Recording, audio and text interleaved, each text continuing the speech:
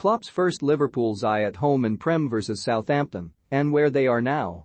Liverpool face Southampton tonight looking for a win which will keep their hopes of a second Premier League title in 3 seasons alive.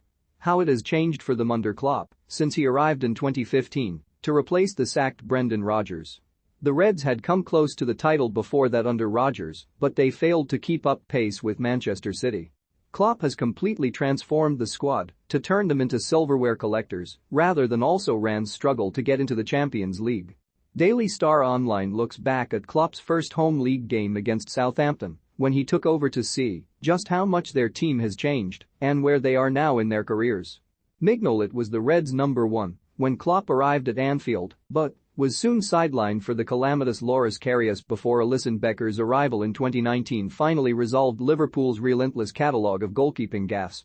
Mignolet spent the new few years in the wilderness for Liverpool after penning a new 5-year deal just months after Klopp's arrival.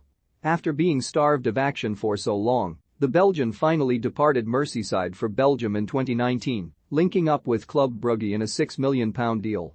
He remains there as they chase the Belgian title this season. Klein was widely considered one of the best full-backs in England when Klopp rocked up at Anfield back in 2015. He had just arrived at Liverpool from Crystal Palace with high hopes, but a string of injury issues prevented him from ever really meeting those lofty ambitions. Klein did enjoy a spell of being Klopp's main man at right back when fit. But the emergence of Trent Alexander-Arnold, coupled with more injury woe, led to Klein quietly drifting out of favor under the German. Klein made just 7 appearances for the Reds in 2 seasons and had a spell on loan at Bournemouth before he returned to Palace last summer. Skrtel was one of Anfield's favourite sons when Klopp took charge, but the pair only had a short spell together before Skrtel departed for pastures new in Turkey. The Slovakian defender made the jump to Fenerbahce at the end of Klopp's first season, establishing himself as a key figure before switching to Serie A side Atalanta, a move which bizarrely only lasted 3 weeks before his contract was terminated. Skrtel returned to Turkey briefly with Istanbul Basaksehir before returning to his native Slovakia in 2021 to see out his career with Spartak Trnava. The 36-year-old is still remembered fondly after just shy of a decade of service at Anfield, amassing over 300 appearances for the Reds. Sakho arrived at Liverpool a year before Klopp, having started every game for France in the 2014 World Cup. But the defender lasted just 1 year under the German before he was frozen out for poor conduct, with Klopp revealing the Frenchman had fallen short of the rules set for the team, including showing up late for the team flight and subsequent team meals on a pre-season tour. Sakho was farmed out on loan to Crystal Palace in January 2017 before the move was made permanent later that summer for £24 million, a deal which remarkably represented a profit on the £18 million Liverpool had paid for his services back in 2013. Sakho remained in the Premier League with Palace for 4 years after penning a permanent deal before linking up with French side Montpellier on a free transfer in 2021. Moreno was more often than not a scapegoat for Liverpool fans during his 5-year stay on Merseyside. Ironically, the fullback would have been a better fit with Klopp's current side rather than his previous one when you consider the emphasis that's placed on Andy Robertson and Alexander-Arnold bombing forward. Unfortunately, Moreno's defensive shortcomings were ruthlessly exposed on a regular basis, leaving Klopp with little alternative but to seek a replacement. After being slammed in the 3-3 draw with Sevilla in the Champions League, Moreno lost his spot in the team to Robertson and never regained it. Moreno departed Anfield on a free transfer in the summer of 2019, linking up with Villarreal, where he's continued to struggle for regular football, although he did pick up a Europa League winners' medal after netting a penalty in the shootout win over Manchester United. He's been recovering from a knee injury and missed Liverpool's wins over the Spanish side in this season's Champions League. Milner is just one of 2 survivors from Klopp's first home startings who remain at Anfield to this day. The versatile veteran has now racked up almost 300 appearances in all competitions since linking up with the Reds back in 2015. Klopp has hailed Milner for his versatility, which has seen him play both full-back roles as well as central midfield in recent seasons.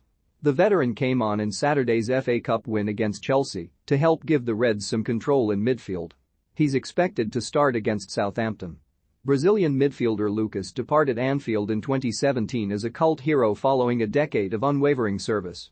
Lucas racked up just shy of 350 appearances in all competitions and was a dependable performer for the season and a half that he played under Klopp. Since departing Liverpool, Lucas has found a new home in Italy with Serie A side Lazio. He was voted as the club's player of the season in his first year in Rome and continues to be a vital player for the Italian club. Can evolved into one of the Premier League's most accomplished midfielders during Klopp's watch before deciding to depart Anfield in the summer of 2018, despite his boss pleading with him to remain in England. The German midfielder revealed all after switching to Juventus, saying, "He was disappointed Klopp. He wanted me to stay in Liverpool but accepted my decision. He also knew that it was not a decision against him or against Liverpool, but for a new challenge at Juventus." Unfortunately for Can, his Turin transfer failed to work out and was shipped out on loan, ironically, to Klopp's old club, Borussia Dortmund back in 2019. The move was made permanent the following year, with Klopp's former side now enjoying the man he was so desperate to keep. Lallana is one player who established himself as a vital cog in Klopp's side during his first couple of years in the Premier League. The England international's technical ability and adaptability allowed him to fill a number of roles as Klopp found his feet in the Anfield dugout. Injuries held Lallana back from claiming a more prominent role under the German, but he did manage to lift both the Champions League and Premier League trophies during his 6-year spell at Liverpool. The 33-year-old Southampton Academy graduate is currently with Premier League rivals Brighton after returning back to the South Coast in the summer of 2020, but has struggled with fitness. Despite Liverpool's best attempts to persuade him to stay on Merseyside, Coutinho was lured to Barcelona for big bucks in January 2018. The Catalan giants forked over a whopping £143 million for the Brazilian, a figure that was too good for the Anfield hierarchy to refuse. But Coutinho struggled in Spain and spent time with Bayern Munich before returning to the Premier League to play under former teammate Steven Gerrard at Aston Villa. The move was recently made permanent for just £17 million, a whopping loss for Barcelona. Alongside Milner, Origi is one of just a handful of players who remain from Klopp's early days at Anfield. The Belgian striker, just like his manager, has ensured that his name will go down in Reds history with some massive goals, including his strike in the Champions League final triumph over Tottenham. He also scored big goals in the semi-final that year to complete a remarkable comeback against Barcelona to reach the Madrid decider. Origi scored a big goal against Everton recently after coming off the bench to change the game. His contract with the Reds is up this summer, and it doesn't look like he will sign a new deal.